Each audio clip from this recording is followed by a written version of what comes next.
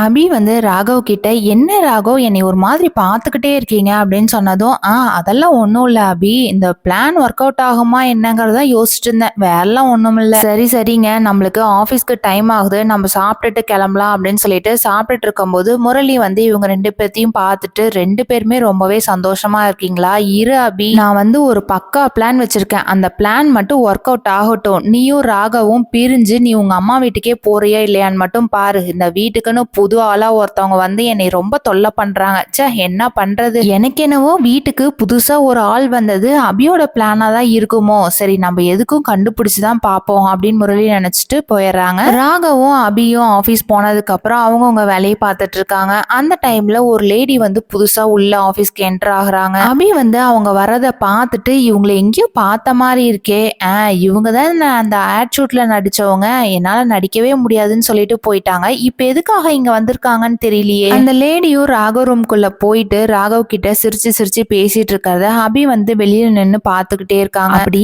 என்னதான் பேசுவாங்கன்னு தெரியல, இந்த ராகவும் சேர்ந்து சிரிச்சிட்டு இருக்காரு அப்படின்னு சொல்லி நினைச்சிட்டு இருக்கும் போது, ராகவ் வந்து, "அபி எதுக்காக வெளியில நின்னு நம்மளையே பார்த்துட்டு இருக்கணும்? ஒருவேளை அவளுக்கு நம்ம மேல பொசசிவோ? அப்போ அபியோட பொசசிவ் இன்னும் அதிகமாகிறதுக்கு நம்ம வேணும்னே சிரிச்சு பேசணும்." அப்படின்ற மாதிரி நினைக்கிறாங்க. முரளியோட உண்மை கூடிய சீக்கிரத்துல தெரிய வரணும்னு நினைக்கிறவங்க அந்த வீடியோக்கு மறக்காம ஒரு லைக் போட்டுக்கோங்க. தேங்க்யூ.